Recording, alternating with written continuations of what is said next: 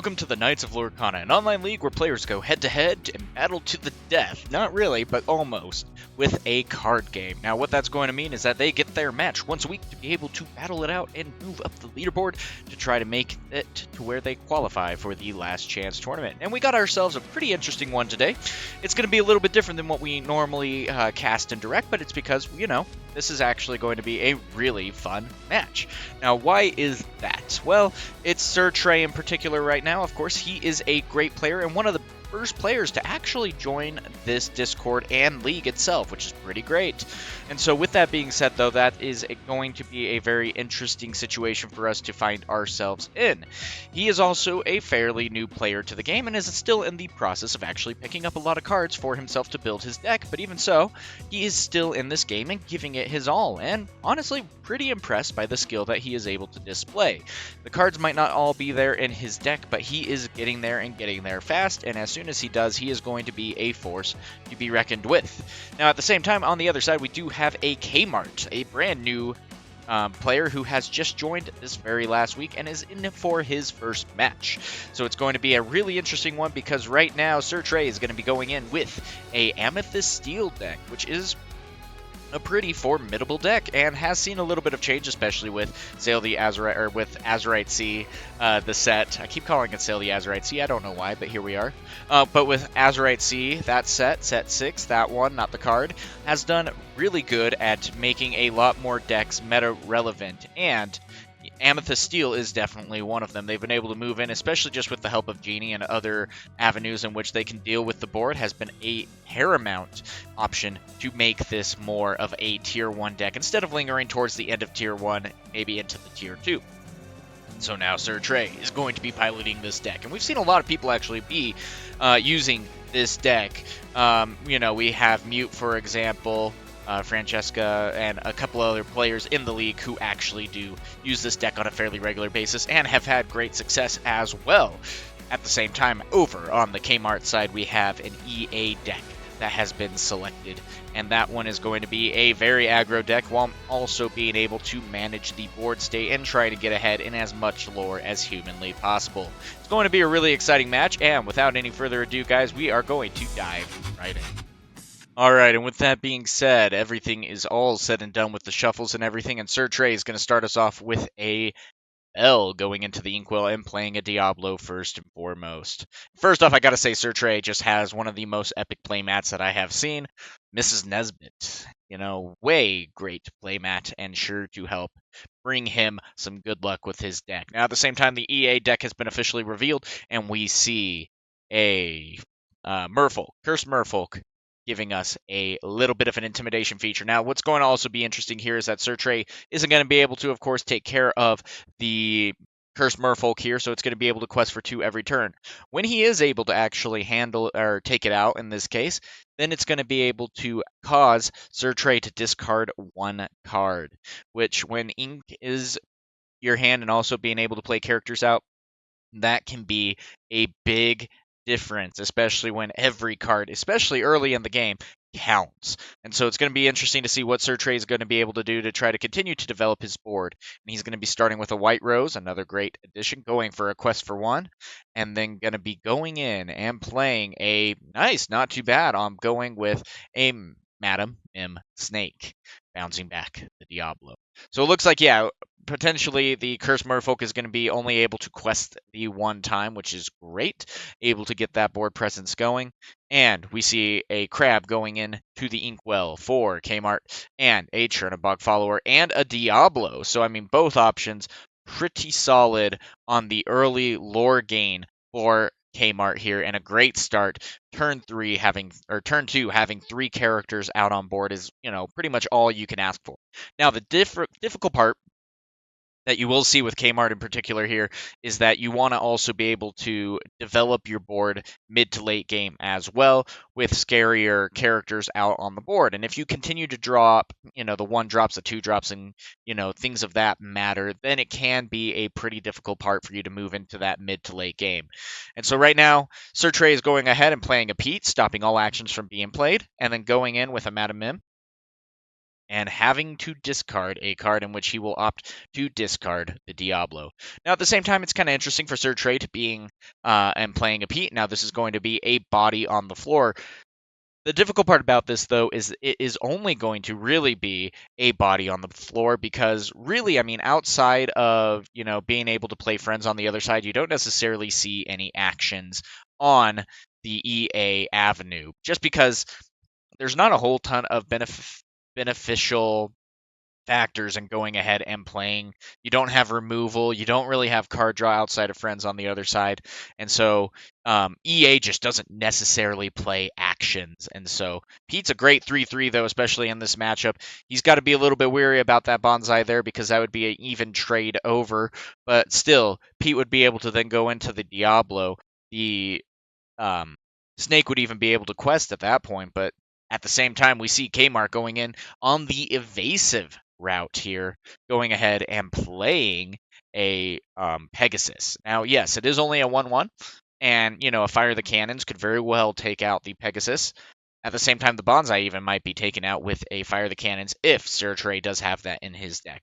Again, though, the thing to keep in mind as well is that Sir Trea does only have a partially created deck. He doesn't have a full-fledged meta deck, which, props to Sir Trea for playing in this league and playing this league match, especially full well knowing that, I might not have all the cards that I necessarily see to be completely competitive in this league, but I'm here to have fun. I'm here to learn. And certainly he has had a great time in this league.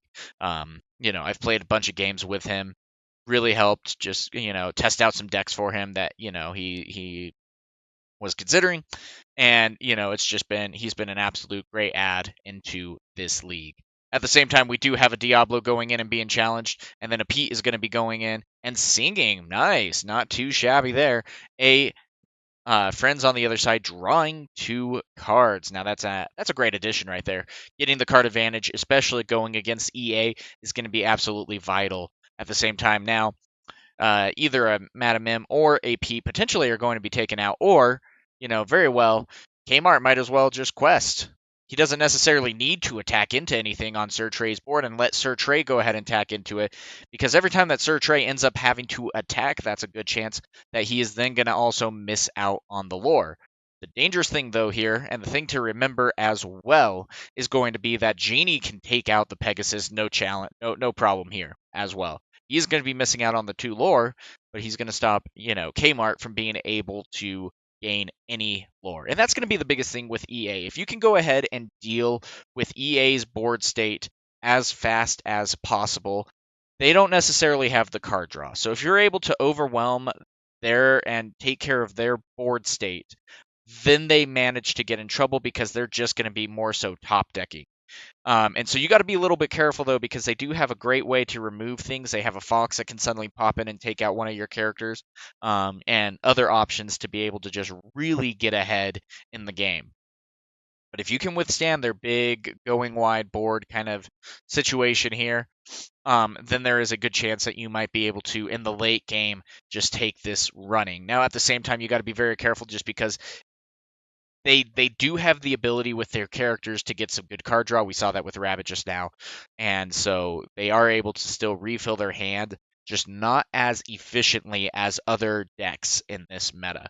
And so right there we see a Pete going in and questing for 1 with the Genie taking out the Pegasus, just as we predicted there. It's still a 5 lore deficit with Kmart being ahead 7-2.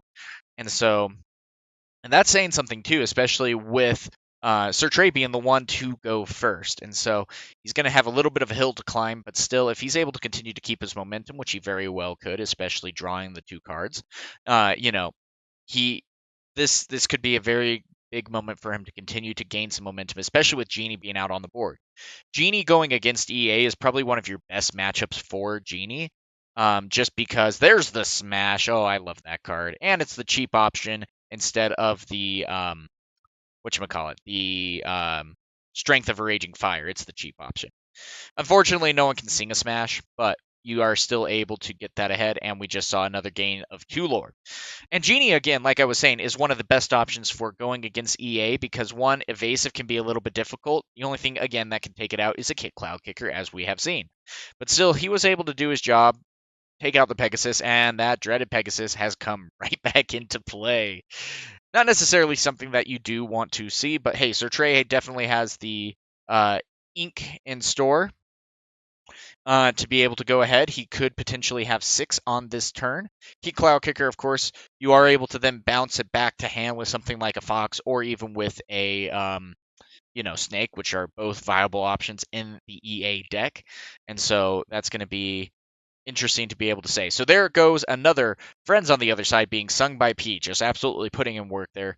Not necessarily taking care of the board necessarily, but I mean, right now this Pete has been able to quest once, draw 2 cards, and there is a friend or a Strength of a Raging Fire, a Genie, and a Mr. Arrow. Now, the thing to keep in mind about Mr. Arrow is that he can quest for 2, and he is a resist +1 at a 1/2. So, a pretty great option right there for this situation. Again, can be kicked back by Kick Cloud Kicker, but still, that's going to be a pretty good momentum shift on getting him back into the game. And it looks like right here, yeah, we're just going to be questing for 2, going in with a rabbit a little bit more, and sending out a Diablo as well, just really building up his board. So, I mean, at the same time, if Sir Trea can be able to take care of this board state against KMart, then he very well could handle and take game 1 here. And so this is going to be a big turn, because if we can, again, just start to really take care of, maybe even getting rid of Pegasus, getting rid of Kick Cloud Kicker, somehow maybe removing even the rabbit again, while also mitigating your board state, not really missing out on anything, then you can be in a pretty good state to really start questing ahead here. But it looks like, yeah, in this case, he's just going to be opting to quest, keep the game close, going 8-9 against Kmart here. And so he's going to play a goat here. Sorry about that, guys. Can't necessarily see it. That's on me. Let me just move that slightly. Oh, and then another Mr. Arrow. So for now, normally we zoom in just so you guys can see the cards a little bit easier here. And so I will try my best to keep everything onto board. That's not Sir Trea's fault. That is on me. And so anyway, guys, he has absolutely built up the board. And right now, we only see Kmart questing. He's not challenging at all. But at the same time, Sir Trea is really setting up the board to get a lot and gonna be causing even Kmart to go onto the offensive here. I mean, he's got 5 already that he's able to quest for, 6, 7, 8 that he could be going for, going up to 17 on this next turn if he so chooses. And there goes a Fox coming in, bouncing back the Pegasus in this case. Not a bad move at all. And then able to go into the Mr. Arrow, only taking 1 damage, and that's going to be slowing him down by 2 lore on that turn. Not too shabby whatsoever. And then the Pegasus is going to be coming right back out. So, I mean, just a great turn right there. Able to, slow him down, especially when, we already see Kmart at 12, going to be able to go up to 15. Now, yes, that is still a little bit slow. There is a good chance even that, the Pete might just swing in. He already has 2 damage on him. And at the same time, you need to also consider how many cards Kmart necessarily has in hand. He will be able to get one off of Diablo, maybe one off of Rabbit, but if you don't take those, or if you only take one of those 2 out, for example, you take out the Fox and the Diablo and still quest for 4, that's a great turn. There's nothing wrong with that at all. And you're giving your opponent only 1 card, and you are, up by 1 more as well. And so these are the kinds of calculations and things that you really need to make as you go into this. And in this case, Sir Trea is opting just to try to almost race to the finish, maybe even causing Kmart to have to go onto the offensive. And he's going to be drawing 2 more cards with another Friends on the other side. So just absolute work being put in by this situation. Now, at the same time, the GOAT very well could have sang it. It was only going to be a 1 lore difference, and he would be at 13 instead of 14. So one thing that he could have, thought about in that case would be save the lore, use the GOAT to sing it, and then even build up his board a little bit better in this case, especially depending on what he necessarily has. We see a Broom coming out right there. And then also another 2 lore gained right there. And so right now, we see Sir Trea threatening game on board. And so, I mean, and the hard part is, Genie is evasive. So that's going to be, 2 guaranteed lore at that point, unless a Kick Cloud Kicker comes out, slows that down. And even still, the rabbit can't even take out necessarily the Mr. Arrow at all. And so that's going to be a little bit difficult for him to have to deal with that situation.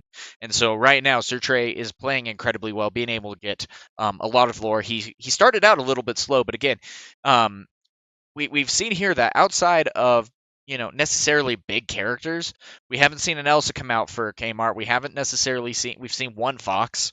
Not even really any 3/3s to really help mitigate this board state at all, and a lot of one costs, unfortunately.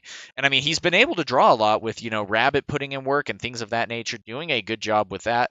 But at the same time, there hasn't really quite been a whole lot that he's necessarily been able to do. Now, at the same time, if he would have had a crab as well, the crab could have pumped the Pegasus and taken out the genie, which would have been awesome. And in this case, he's going to have to go ahead and send both into the into the goat, which will still gain one lore. And then, yep, looks like he's going to go ahead and quest for one, going up to 13. And that very well might be game when all is said and done. There's still some lore to play with. The Fox is going to be coming in and going to be taking out the Mr. Arrow again. Fox has something against that rock giant and just does not like him. But in this case, that's perfectly fine. And then a white rose coming out onto the field to go up to 14. But Sir Trea has the 3 needed to go up to 20. Not even going to draw a card. And going to just go ahead and take game 1. All right, here we go into game 2. And in this case, EA is going to be going first, hitting the ground running again with a Cursed Merfolk. And now this time it very well. The nice part about going first with EA and getting a Cursed Merfolk out is that you are going to be able to quest twice, because there's nothing that has rush really on turn 1. And again, the bell. I mean, Sir Trea, come on, man. Just going to go ahead and abuse the bell like that. Only using it for ink, and that is it. And going in for a Chernabog, and again going super wide. This already could end up being a very quick game. Now, you very well could use the Chernabog follower to go into the Cursed Merfolk. But at that point, someone probably will be going in and taking out the Chernabog follower on the following turn, and causing you to lose out at that one card. Is that necessarily a bad trade? Yes and no, because you are going to have to discard one card with the taking out of the character, of course. But that's still not necessarily a bad thing. And so it looks like that's the case that he's going to be doing, putting a Captain Hook into the discard. So all in all, not a bad turn. Might hurt a little bit. That is an inkable option, even though he might not play it. And on turn 3, even going 2 cost and a 1 cost can be a very great turn as well. So it kind of sucks to be missing out on that. But hey, that is the power of Cursed Merfolk and why it's one of the best cards in EA. And there comes in a Pegasus shift, just like that. And that's been one of the more interesting lines that we've been seeing lately with EA, is that they have been going on the Pegasus tilt here, where they've been opting in to go in for that shift, and it's been a powerful option, being able to get the game moving even faster. And so Sir Trea's going to have to get into this game sooner rather than later, trying to take care of the board state, especially because right now the Pegasus is evasive, and that is very difficult to deal with. At the same time, even Mr. Arrow will only deal 1 damage to the Pegasus if the Pegasus decides to attack into it. And so, that's a dangerous situation to find yourself in here, but that's the game that we play. And so, I mean, going up to 3 ink, you have a couple of options to be able to go in, and very well is going to be going for the quest and the pop to be able to draw 1 card and hopefully get some good options on his side. And looks like a Mr. Arrow is going to be coming out and going up to 3 with the quest of the dry Mr. Arrow. It's dry because he did have a drinking problem, but he got it under control, and good for him. No, but with that, guys, he's been doing an absolute great job putting in work. And he's actually put in a lot of work in this league as well, especially with the last cast that we had, where it was played in the Amethyst or Sapphire Steel deck. Ooh, and a Prince Philip is coming out and saying, can't touch me with any of your actions, but I can quest for 2. So really scary situation here, questing super fast. Again, that we already see a 5 lore deficit right here for Sir Trea. Now, we saw that last time. And last time it went really well still for Sir Trea, and did did an absolute great job right there being able to get that taken care of. But still, the Mr. Arrows aren't necessarily going to be doing a whole lot of damage. They're going to be able to quest really well, but only having the one attack can really hurt and slow you down. So you got to be a little bit careful about how you go about that. But still, this could be a very interesting situation. And there's another ink of a Strength of a Raging Fire. He's going to have 4 ink to play with. And is he going to go for the Genie option? That's a tough choice too, because at the same time you really need to start taking care of the board state. And so even if you do have a Genie option, you need to put something like, potentially a crab out or something to start, stopping your opponent from questing. Because I mean, he could very well go for 5 this next turn. And unfortunately, Sir Trea just doesn't seem to have the removal in his hands. No smashes have really been coming out just yet. KMart has 2 cards in hand, and that's it. And so it's like, if you can really deal with this board, you might be in a good spot. And so Sir Trea is going to be going with a Merlin Crab, boosting a +3 to one of the Mr. Arrows, as he is going to then quest for 4. And so, yeah, that's still a viable option. It's keeping him in the game. He's only going to be at a 1 lord deficit. KMart is going to have 3 cards in hand and some options to be able to play. Now he's going to be inking the big Pegasus to go for the Cloud Kicker, targeting one of the Mr. Arrows, and then questing for all that he has to offer. So, not too shabby there. Pretty good turn. But I mean, this momentum shift on Kmart's side is going to be scary. We need some removal coming here sooner rather than later. I mean, we can see the crab being able to go into the Prince Philip, and then, maybe the Mr. Arrow taking out the Diablo. But even then, that's going to still be another 3 quests going up to 16 when you're not going to be really questing at all. Mr. Arrow is going down as ink. We have 5 ink to be able to play with.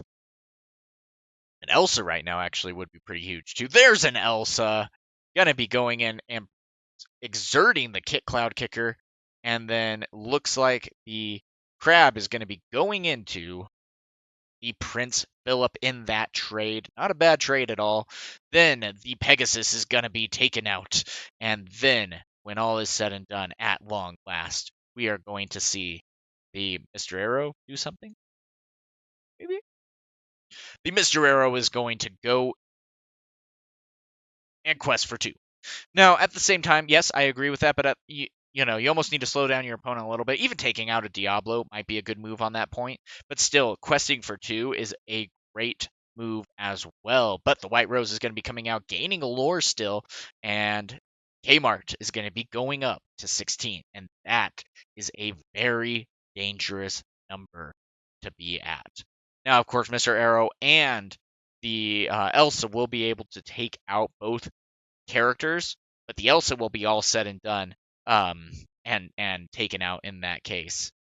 It's like, it almost would have been nice if we would have kept our bell. Sir Trea, don't do that to bells. Anyway, but with that being said, a little bit goofier stream, that's okay. But Sir Trea, though, very well could be going up to 6 ink, which can be a lot of options. At the same time, though, the biggest problem with Amethyst Steel that you might be running into is that it might be struggling with the card draw. And so if you end up not having a whole ton of cards in hand, it can really start affecting your game state and just making you slow down because you're top decking, and that's literally it on your game. And so Sir Trea doing a good job paying the 3 lore to be able to draw 2 cards, has 3 ink to be able to still play with, and it does look like he very well could be just taking out his 2 opponents' cards. But still, that's going to be very scary, all things considered. And his own Rose is going to be coming out, so odds are the Rose is going to trade into the Rose. So, yep, Mr. Arrow is going to be going into the Diablo, causing him to draw 1 card, and then the trade with the Elsa into the Cloud Kicker. Now, at the same time, that Elsa still put in absolute work, going into the Pegasus as well for 3, being able to take out 2 characters that were really being a menace on that board. Kmart right now, though, has a lot of chance to be able to get back into this game, and he's only 4 away from taking game 2. And so when all is said and done, what is he going to be able to do? So, yep, he is going to go ahead and attack into the Mr. Arrow, slowing down Sir Trea's progression there, drawing 2 cards with a friends on the other side, and then playing a cursed Merfolk. Now that is a scary turn. Very much so because, yeah, you're probably going to trade in with the White Rose, but still, again, that's a 2-for-1. That's a really great move right there for Kmart and a great advantage for him, especially for a 3 cost. But still, he is going to go ahead and take out with an Elsa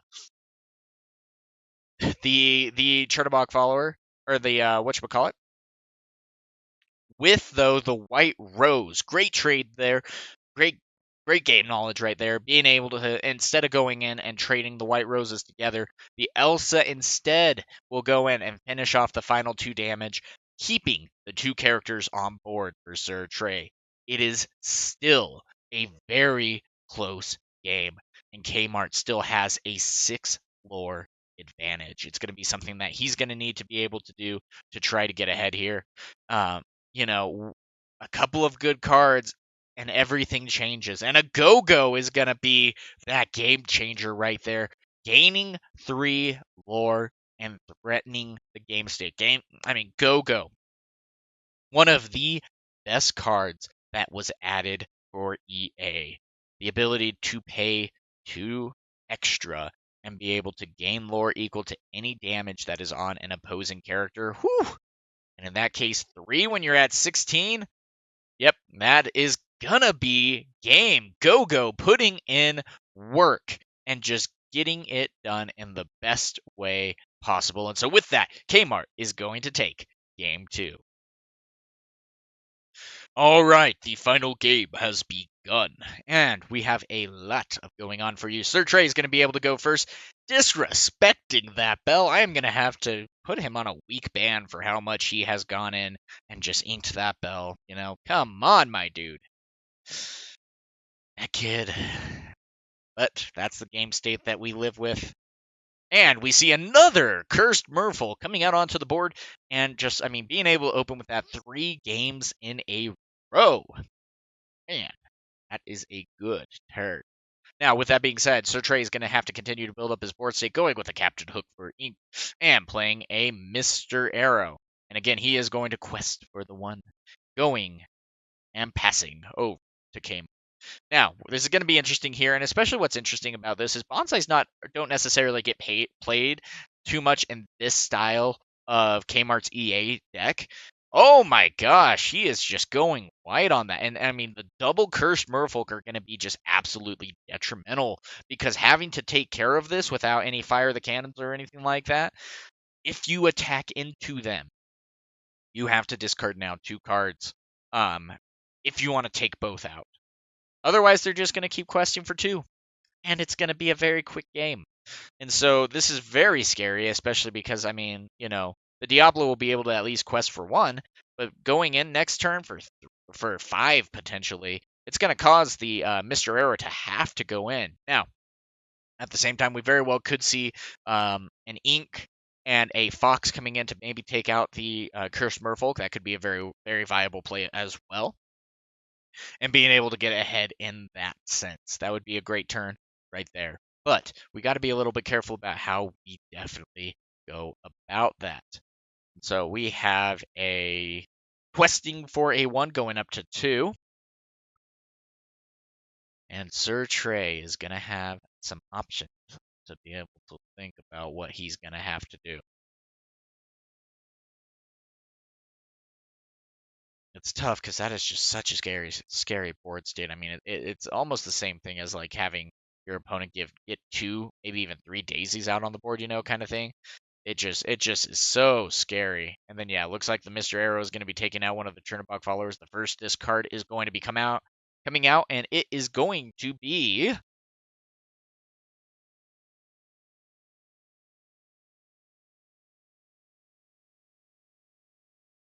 a Zeus. Ow. At the same time, luckily that hurts, sure. But at the same time, your opponent hasn't necessarily played a whole ton of big characters out onto the board. Oh, but that actually would be some good timing right there. Going up to 6 with the 1 being evasive. That's scary. That is. Yeah, but still, I mean, at the same time, that Pegasus has been an absolute game changer right there, going in with the shift, being able to quest them for 4. Another card is going to get discarded here. At the same point, do you ink something and then still go ahead and try to play something at 4? I mean, that's going to be pretty valuable. But still discarding something, but you need to take out the Cursed Merfolk. That's going to be the hardest thing. If a crab came out, that would actually be pretty solid as well, just being able to go ahead and get there. But it looks like Sir Trea is going to be opting in for the questing instead, leaving the Cursed Merfolk onto the board state, going then in to gain 2 more lore with his action. And so that, I mean, we're gonna see if that play is gonna be able to pay off for him. That's a little bit scary, all things considered, just because of the board state and the lore that also KMart is going to be playing as well. And so it's going to be interesting to see that what kind of answers Kmart is going to have. A Cloud Kicker is a very viable play right now as well, slowing down the Mr. Arrows from questing. Looks like we are going to go ahead and take out one of the Mr. Arrows. And we are going to quest for 2. Only being down by 1, but there's still a lot to be able to go on. And Rabbit will go ahead and draw a card. So right now, the board state is going to be a little bit scary to try to go into. I understand why Sir Trea definitely wanted to gain a lot of lore to try to still stay in this game. And especially not wanting to discard a card. That is an absolutely scary thing to have to try to weigh in, especially when, like I said, drawing with Amethyst Steel is such a difficult thing to be able to do. So, yep, looks like they are going to go up to 12. They might just be racing to the finish saying, hey, you do that. But here's what's interesting, too. Sir Trea did not play out a character. He has 4 ink at his availability and missed on being able to play a character. So the Ursula is going to go ahead and be inked for the turn, as another Pegasus is going to be coming out with a Rabbit, drawing another card. And I mean, right now, this is going to be absolutely scary. Kmart is just going way too wide at this point. And there we go again with another Pegasus taking out another Mr. Arrow, taking another damage, and still able to survive. I mean, this is a very scary board state right now. And here's the interesting thing too. Yes, you would technically be down by 4 lore at this point if the Mr. Arrow necessarily didn't attack. Oh, but the grab your swords coming in and saying, hey, so long guys, it was fun while you were all here. The rabbits are still, of course, going to survive with 2 damage each. But man, that was a great turn right there, going up to 13. I mean, that was awesome. But what I was saying is, like, if you would have taken out the Cursed Merfolk, that would have been nice. But maybe that's exactly what Sir Trea was trying to do, was just trying to get up to the 5 ink as fast as possible, risking the inking of the card, or maybe not playing a card because he had to use it for ink, because the grab your swords, of course, you can't. And his card draw right now is so low that it's going to be a very difficult thing for him to be able to get back into this. Though the Rabbit is going to be a great draw for him. Prince Philip is still going to be able to quest for the 2. The Rabbits are going to probably quest or sing regardless. But at the same time, that's also the problem with EA, is they don't have any song removal or action removal like what other decks tend to have. Even Ruby has removal, but EA literally has nothing. We saw some You're Welcomes, but even so, that's still not going to be anything to write home about, giving your opponent 2 cards to remove something. No. Still though, going in and questing for 4, going up to 17, Sir Trea is going to need an Elsa or something to be able to go ahead and get back control of this game. If he's unable to do so, then this game is going to be all said and done very quickly, aka next turn. It's pretty quick. Now, it looks like he is going to be going into the Prince Philip with the Rabbit to draw a card, possibly to get some more options. Game is still on board. I mean, hey, that's still a good start. He's going to be able to go ahead and get in this game. If he drew a crab, though, that's going to be pretty sad, because he already has quested with his Diablo. He's looking for a fox. If he's able to get a fox, a smash is also good. He's not going to be able to target Prince Philip, though, and that is still going to be game on the board. Oh, but all is said and done. A good, hard fought game right there went down to the wire as KMart goes ahead and takes game 3 and the match. Well, I mean, that was absolutely awesome to be able to see, and it looks like, yeah, it's a really interesting deck by both opponents. The Pegasus absolutely coming in clutch for KMart right there. The Cursed Merfolk also, I would even say, almost is an MVP, even above the Pegasus shift. I mean, that's just absolutely detrimental to be able to have your opponent discard a card when Amethyst Steel already struggles, like we have talked, to draw cards. At the same time, Sir Trea did an absolutely boss of a job, going in and being able to quest for a great deal while also trying to mitigate the board state. Unfortunately, it seems like the Mr. Arrows just were too little too late. We didn't see any SMEs in this case. That might be something that is necessarily in the mail, as he has stated that he has cards that are on the way. The SMEs are great just because you do threaten the same amount of questing for 2 while also being able to threaten your opponent to attacking in and trading in because you're running a 3/3. Not a bad option at all, but still an absolutely great game by Sir Trea. Both very high levels of competition from KMart and Sir Trea. So until next time, guys, go ahead and hit that follow and like button, subscribe if you so choose, and when you guys get a chance, go ahead and check out the rest of our videos on YouTube. We do casting of these matches a lot. So with that being said, though, this is going to be all said and done. This is the cast. So glad to have you guys here, and until next time, have a good one.